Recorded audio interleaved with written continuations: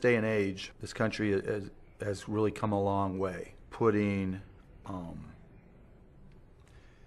any type of bigotry behind us, regardless of who it's towards, whether it's, the LGBT community, whether it's xenophobia, fear of people from other countries. We've come a long way, and with that progress comes a price, where we're a lot more vigilant in and we're a lot less tolerant of different views.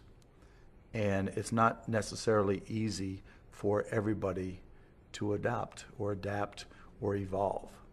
I mean, we're all prejudiced in one way or the other. If I see a black kid in a hoodie and it's late at night, I'm walking to the other side of the street. And if on that side of the street there's a guy that has tattoos all over his face, white guy, bald head, tattoos everywhere, I'm walking back to the other side of the street. And the list goes on of stereotypes that we all live up to and are fearful of. I know that I'm not perfect. I know that I live in a glass house, and it's not appropriate for me to throw stones. And so when I run into bigotry in organizations I control, I try to find solutions. I'll work with people, I'll send them to training, I'll send them to sensitivity training. I'll try to give them a chance to improve themselves, because I think helping people improve their lives, helping people engage with people they may fear, may not understand, and helping people realize that while we all have our prejudices and bigotries,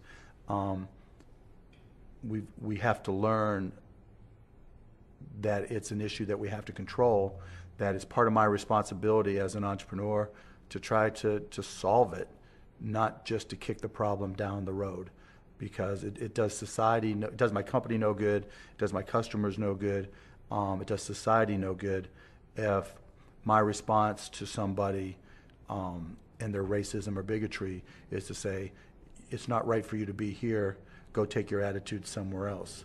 When I first heard about Mark Cuban's comments, what was conveyed to me was that if I see a black person wearing a hoodie, I'm going to the other side of the street.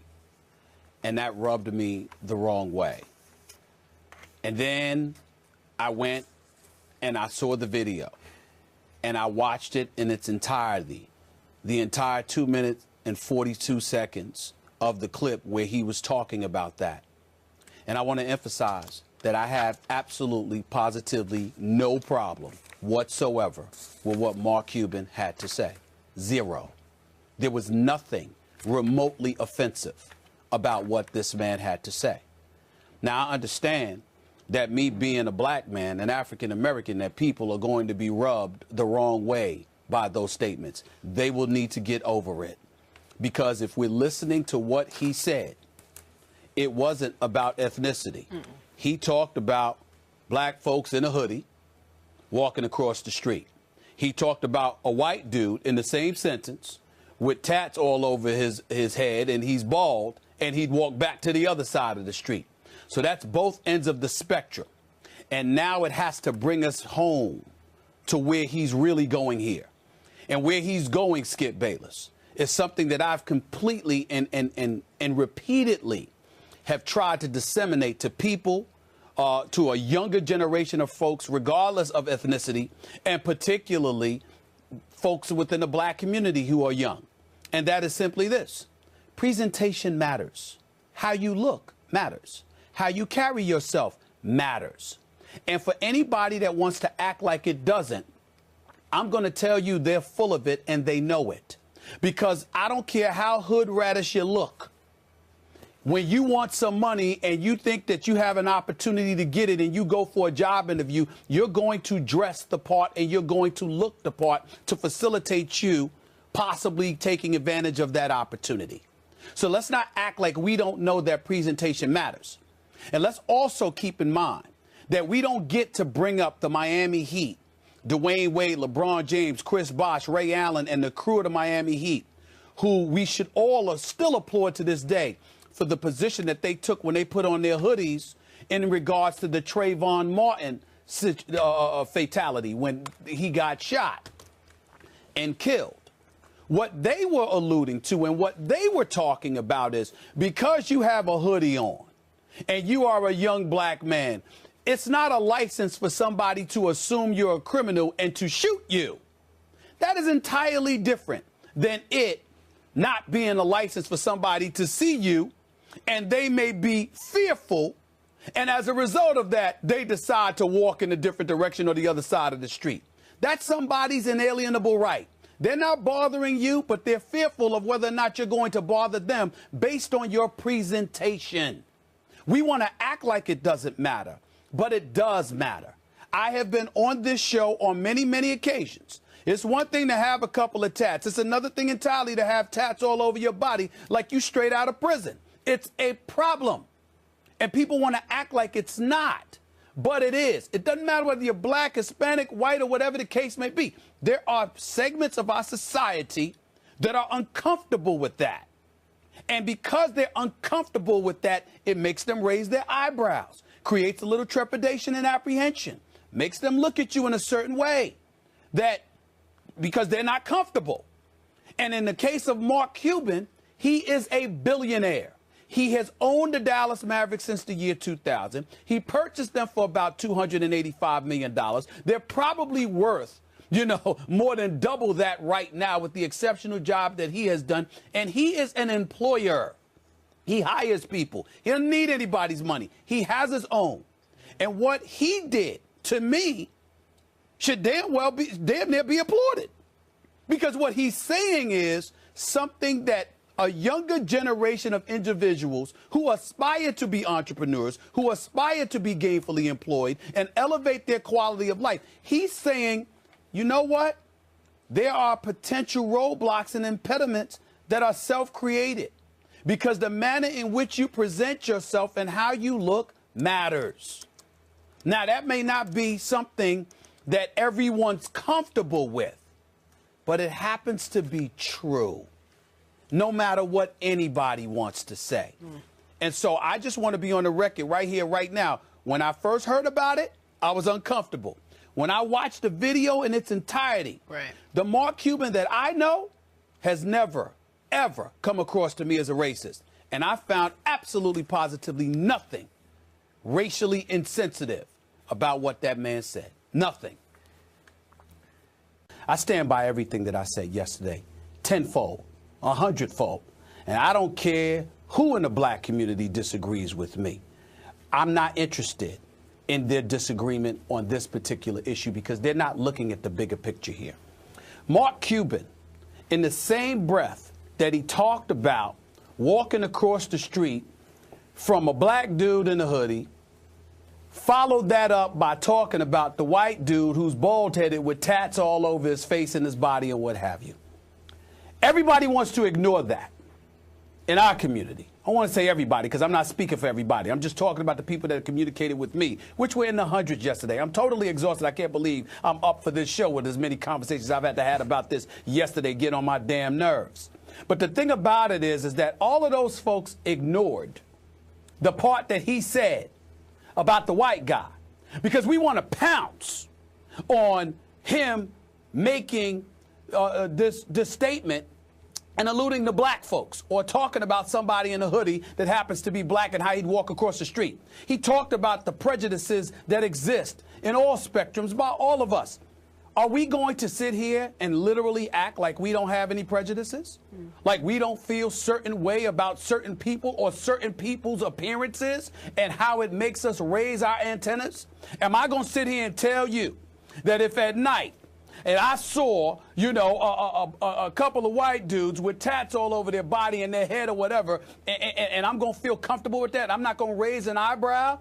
Would I be telling the truth? Particularly if I was in some place like Mississippi or Idaho, not to knock those folks, but you hear where I'm coming from in terms of, sometimes how black folks feel uncomfortable in certain areas geographically in our nation. I mean, this is just a reality. Okay? And so as a result of it, you don't do harm to anybody. You don't inflict harm or pain towards anybody else, but does it raise your antennas and makes you a bit suspicious? Sure it does. So what Mark Cuban was saying was 100% correct. It's just that simple. But the bigger issue that needs to be discussed, it's the big elephant in the room, and nobody wants to touch on it because white folks are scared they're going to be labeled racist. Black folks are scared they're going to be labeled sellouts. See, I tend to look at things a bit differently.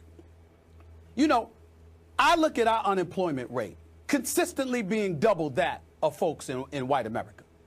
I do understand that to some degree there's a level of racism that we all have to overcome, and I get all of that.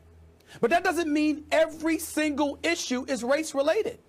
Sometimes it is about how you represent yourself. It is about how you present yourself. When I alluded to walking around with your pants hanging below your behind, that's trifling. That's just trifling. And it's counterproductive. When I talked about how you sitting there and the first words out of your mouth is, you know what I'm saying, you know what I mean? No, the hell we don't. You ain't saying anything yet. That's a reality. When I talk about not having a command of the English language, and still you want a job, and you want to have a career, but you don't want to get your education. You don't want to go out there and pound that pavement. Everything's about the sprint. It's not about the marathon. It's not about you putting forth the necessary effort and due diligence over the long haul to get the things that you need. That's a reality in our community. And when you look at the guys, whether it's P. Diddy, whether it's Jay-Z, whether it's LeBron or D-Wade or whatever, here's the reality of the situation. Everybody can't be them. They're special. And sometimes some of the special people, I'm not talking about them specifically, but some of the special people within our community don't get it. They are special. Everybody can't be them. So when I'm here on national television talking to them and talking to our community, I'm trying to educate you about the minefields that await, the stereotypes and the perceptions that you can't feed into if you want to move forward in life. We talk about this thing, Kerry and Skip, about the American dream. Let me tell you something right now. Do you understand that I look at a professional athlete, I look at some of these rap artists or what have you, making their tens or hundreds of millions of dollars. I don't consider them the American dream. I consider them a fantasy turned reality. You couldn't in your wildest dreams, no matter where you're from or where you at, imagine that you could have achieved what they have achieved. It's very few that are fortunate enough to do that. When we talk about the American dream, you know who I think about? Myself. Hollis, Queens, New York City. Left back in the 4th grade, grew up poor. The level of education that I had was a public school system. I ultimately graduate from high school. I go to a historically black institution like Winston-Salem State University. I graduate with honors. There is no journalism program. I still graduate with honors. I still beat out thousands of people to get an internship that ultimately transitioned from a career at the New York Daily News to the Philadelphia Inquirer to CNN and then Fox Sports and then ultimately ESPN. And I'm on national TV every day. Get paid pretty well, I might add. And I'm thinking about the fact that where did I come from? This is the road you've got to climb. You know, everybody can't be Jay-Z. That's 1 in a billion. Everybody can't be Shaq and Kobe. That's 1 in a billion. But you can be Stephen A. Smith. Educate yourself. Work hard. Do what you have to do. Pound that pavement. Be about the business of going for yours and understanding what you have to do to work through the political minefields that waits for you in every step of our lives. So true. That's what I'm talking about. And people don't get that.